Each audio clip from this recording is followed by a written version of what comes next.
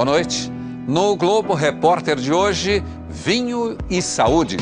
E revelações extraordinárias sobre as propriedades dessa bebida milenar. Você sabia que uma taça de vinho por dia diminui o risco de doenças cardíacas, reduz o colesterol e a hipertensão? E mais, as substâncias contidas na uva também matam células cancerígenas e evitam a perda da memória. Quantas descobertas surpreendentes! Crianças, adolescentes e pessoas que não tomam bebida alcoólica também podem aproveitar os efeitos curativos do suco de uva. Mas, afinal, qual o segredo do vinho?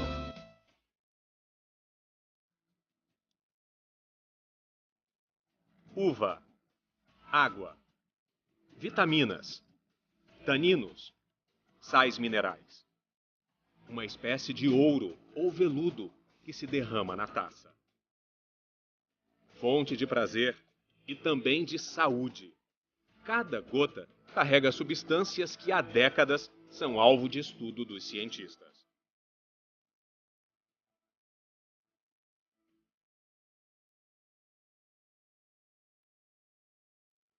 Você já ouviu falar em polifenóis? Pois é, são elementos encontrados principalmente na casca e nas sementes das uvas e, claro, no vinho. Entre os polifenóis está o resveratrol, uma substância poderosa que a videira produz para proteger as uvas do calor, da umidade e das doenças que atingem a plantação. Resveratrol que protege também a nossa saúde. E se esse elemento do vinho for capaz de combater as doenças do coração, as consequências dolorosas de um derrame, alguns tipos de câncer? E se for a fonte da juventude? Os cientistas já desvendaram muitos desses mistérios. Vamos começar pelo coração.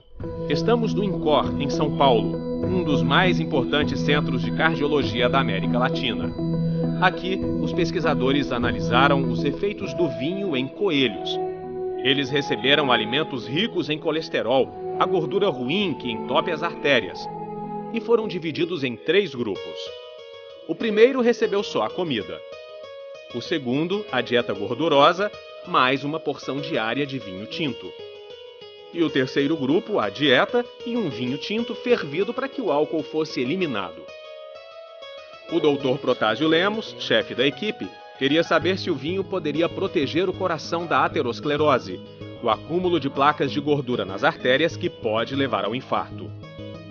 Veja o que aconteceu 3 meses depois. Os coelhos que receberam somente a dieta sofreram uma intensa formação de placas de gordura. Os coelhos que tomaram vinho tiveram grande diminuição das placas. Já os que tomaram o suco de uva também tiveram redução, mas numa escala menor.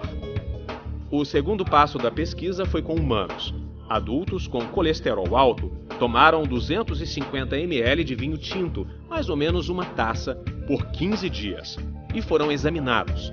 Depois, parte do mesmo grupo tomou apenas suco de uva. E nós observamos novamente que o vinho tinto e o suco de uva, que portanto não contém álcool, melhorava muito a reatividade vascular, quer dizer, a capacidade da artéria se dilatar. Bom, este é um fenômeno que é fundamental para a nossa vida. Quer dizer, as artérias precisam se dilatar para facilitar a circulação do sangue. Para conhecer mais sobre os efeitos do vinho na saúde, nossa equipe viajou para 3 regiões. Mendoza, aos pés da Cordilheira dos Andes, na Argentina, Bento Gonçalves, no Rio Grande do Sul, e Vale do São Francisco, no sertão de Pernambuco e da Bahia.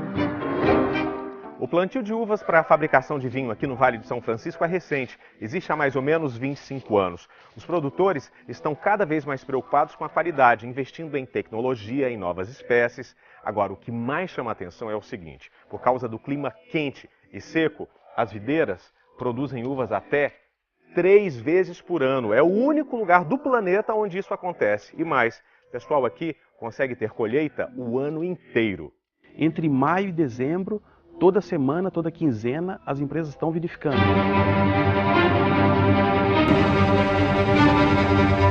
As videiras dependem das estações do ano.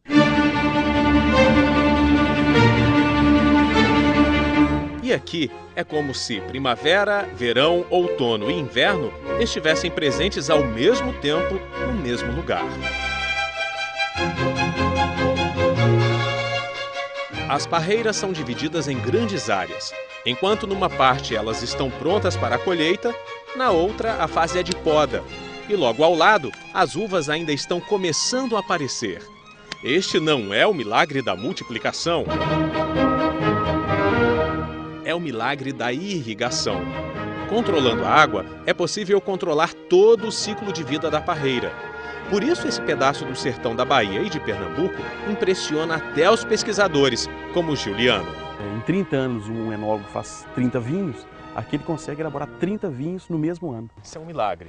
Exato, é o milagre da Caatinga. Milagre de São Francisco. Milagre de São Francisco, graças à temperatura e à água de São Francisco.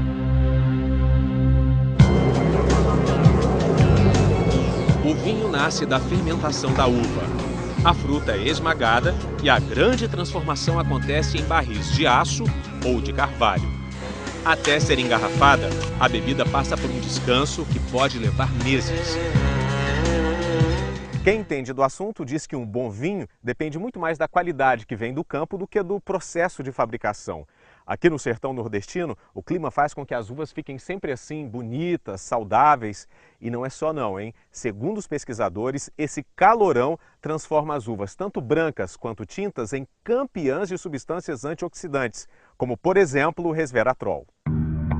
Esta é a uva Syrah, a campeã em resveratrol aqui no Vale do São Francisco. A gente conseguiu concentrações 6 vezes superior aos vinhos obtidos em países de clima temperado com a mesma uva, né? Então, como, por exemplo, França? Como França, a Espanha. Parece maldade, né? Mas a melhor uva e o melhor vinho vem da planta mais sofredora. Sofre bastante, exatamente. Aqui tem o estresse hídrico, né? E aqui a gente consegue controlar isso pela irrigação. Então, no momento que ela está pronta para colher, corta-se a irrigação e aí você tem a maior concentração dos compostos. É a resposta da planta à falta d'água, ao sol forte. E é assim que, segundo os pesquisadores, todas as espécies do Vale do São Francisco vêm apresentando concentrações bem elevadas de polifenóis.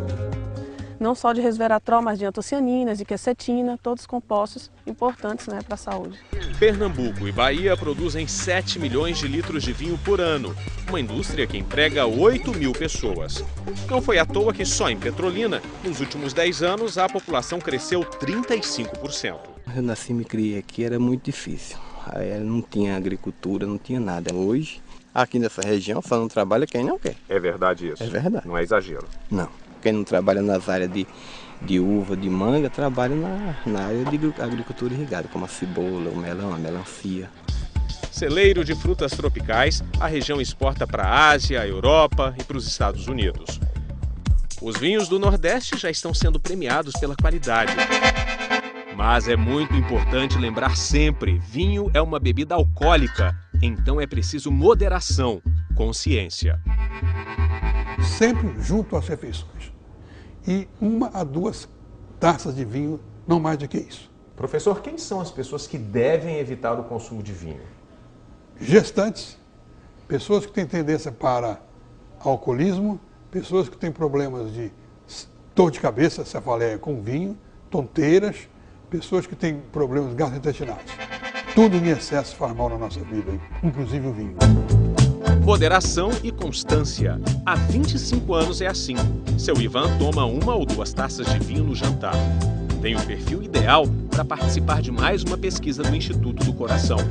Eu entrei na internet e vi que estavam cadastrando pessoas do perfil do meu pai, né, que tomassem vinho há muito tempo e que tivessem a faixa de idade dele.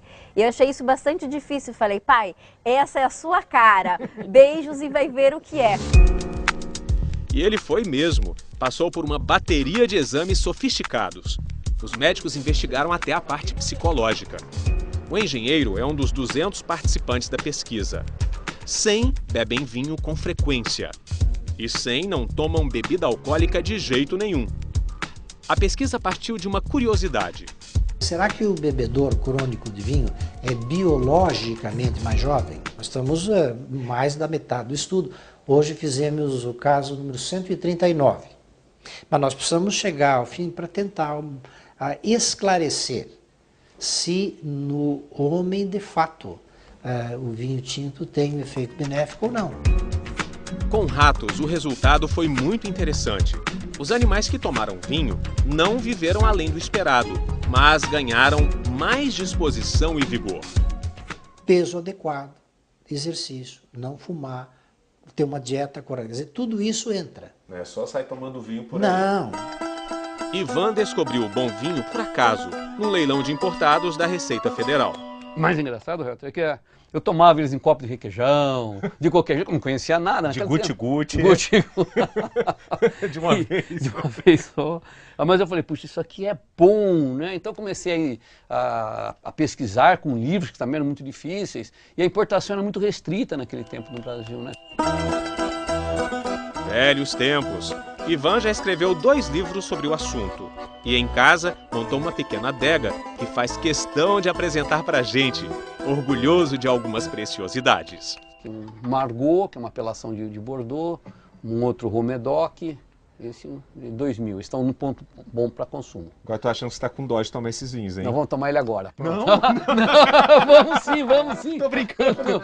Vamos tomá-los agora. De jeito nenhum. Não, um dia terá que ser bebido mesmo. Não, mas aí você guarda numa ocasião mega especial sua. Não me mata de vergonha, rapaz. Não, vou beber. E num jantar delicioso, já com as filhas à mesa, nosso anfitrião cumpriu a promessa. Mas olha que cor linda que ele está ainda, né? Saúde. E falando em saúde, Ivan teve uma ótima notícia no Instituto do Coração. Uma plaquinha muito pequenininha, deu 4 de score de cálcio. Então é praticamente nada, né? Ele tá bem, ele tá melhor do que a média. A gente tá vendo um coração saudável. Nesse caso, sim, muito saudável. Que bom, hein? Parabéns, hein, seu Ivan? Imagina. Parabéns, seu Ivan. Obrigado. Ah, já trouxe um presente pra ele? Depois desse laudo... Imagina. Obrigado, seu Ivan. Obrigado, seu Ivan. Se a notícia não fosse boa, não ganharia o presente. Não, já guardava.